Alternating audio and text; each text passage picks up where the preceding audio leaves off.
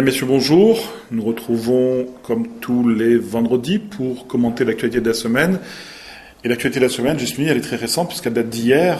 L'événement le plus important, c'est quand même la signature de ce nouveau protocole de Matignon entre François Fillon et Didier Robert. Comme d'habitude, dans ce genre de dossier, il y a ceux qui sont très contents, il y a ceux qui sont très mécontents. Vous situeriez plutôt où ? Je dirais qu'il faut regarder un petit peu comment ça va se faire dans la réalité. Il est clair qu'aujourd'hui, le chiffre de 2,2 milliards obtenu par Didier Robert dans ses négociations avec François Fillon, ce que la presse appelle aujourd'hui Matignon 2, il est clair que dans le chiffre aujourd'hui, Didier Robert est gagnant, 40 millions de plus par rapport à 2007, c'est positif. Maintenant, quand on regarde les chiffres, on les décortique, il est évident que tout n'est pas rose, qu'il est clair que, par exemple, on l'avait écrit à l'époque un peu avant les régionales, que Didier Robert voulait l'argent du train-train pour faire la route du littoral.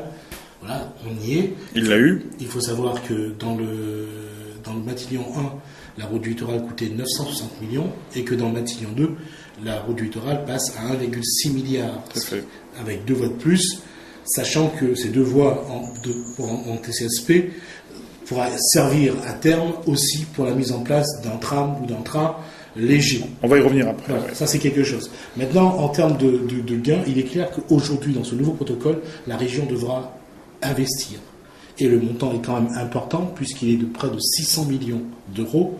Et ça, il faudra quand même que minimum. Voilà, minimum. Bon, minimum, c'est sûr quand même jusqu'à 2020. Non, mais minimum, je veux dire par là que si les coûts devaient être modifiés, l'État ne mettrait pas un centime de plus et ce serait la région seule qui devrait supporter le surplus. Sachant que, comme je viens de le dire, que l'investissement commencerait en 2013 pour s'arrêter en 2020 avec la route du littoral. 2013, ça peut aller plus vite. C'est-à-dire que, par exemple, pour le projet Transeco Express, ça peut être dès l'année prochaine. Pour une petite partie. Voilà. Oui, mais l'essentiel arrivera effectivement à partir de 2013. Effectivement, là-dessus, vous avez raison. Étant donné que ça concerne l'aménagement, les 250 millions réservés au TCSP ne concernent que l'aménagement. Alors voilà. Là où il risque d'avoir des interrogations, au départ, dans son programme électoral, Didier Robert avait dit 650 millions pour le Transeco Express. C'est-à-dire 400 millions pour l'investissement et 250 millions pour le fonctionnement. Aujourd'hui, on a 250 millions, mais pour l'aménagement des voies, des tracés. Ce qui veut dire que Didier Robert va devoir investir, la région va devoir investir 250 millions pour préparer la place pour le TCSP. Maintenant, qui va payer les bus, qui va les entretenir et le fonctionnement? Aujourd'hui, il est clair que ce sera la région.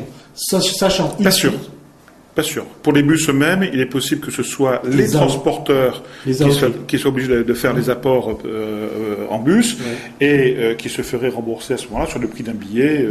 Tout à fait. Alors, Didier Robert l'a dit au départ. Et juste un mot, et il est possible aussi qu'une partie soit financée dans le cadre vous savez, de grand emprunt sur les projets innovants, avec peut-être la mise en circulation à La Réunion de bus spécifiques propres par une marque nationale de bus. Voilà. Mais bon, c'est vrai que vous avez raison que l'essentiel devra quand même l'investissement reste encore à venir. Alors, pour savoir qui va être content ou pas, tout va dépendre de la façon de Didier Robert de négocier avec les AOT, les autorités organisatrices de transport, c'est-à-dire le CIVIS, SINOR, y compris le Conseil général. Juste une parenthèse, Nassimah Dindar était à Matignon pour applaudir ce nouveau Matignon 2. Voilà, ces nouveaux accords de Matignon. Donc déjà, ça veut dire que le Conseil général ira sans doute également dans ce projet de Transeco. Alors que je serais présent, je prenais les 4 fers. Voilà, d'autant que sa majorité, et surtout si le PCR continue à avoir la mainmise sur le Conseil général, le PCR ne va pas donner un chèque en blanc. On va reprendre, si vous voulez bien, chaque projet. D'abord, effectivement, dire que globalement, Didier Robert a obtenu une enveloppe légèrement supérieure à celle qu'avait obtenue Vergès, 40 millions d'euros en plus. Donc déjà, effectivement, c'est un bon point pour lui. Par contre, alors deuxième bon point, c'est que l'État, en pourcentage, va mettre plus d'argent que dans le premier protocole, mais que globalement, comme les chiffres ont augmenté, globalement, la région devra elle aussi mettre plus en argent. Moins en pourcentage, mais plus en argent. Alors là, on voit bien, chaque bord va la bouteille à moitié vide, à moitié pleine. Chacun va dire oui, mais il dépensait plus. L'autre va dire oui, mais en pourcentage, je mets moins. on va sans doute rigoler un petit peu. Combien la région, l'équipe, enfin, la majorité régionale avant, avait mis pour les études de tram-train pour, fortune. Voilà, 120 millions, on s'est arrêté sur le chiffre de 120 millions. 120 millions d'études pour rien. Maintenant, on ne va pas incriminer qui que ce soit, mais quand on fait le constat, c'est quand même 120 millions. D'accord. Alors, c'est le coût de la MCU. Oui. Là aussi, il y a eu des études, il y a eu même des commandes qui ont déjà été faites. Allez, continuons. Reprenons, si vous voulez, chaque projet, non pas par coût, mais par rapidité de mise en place. Parce que ce qui est important, et c'est ça que c'est le critère principal pour les patrons, chefs d'entreprise du BTP qui attendent, c'est quand est-ce que ces chantiers vont démarrer. Alors je vous propose qu'on le fasse dans le deuxième volet des Info Plus, on est à 6 minutes. D'accord, on se revoit dans un autre volet dans un instant. Voilà.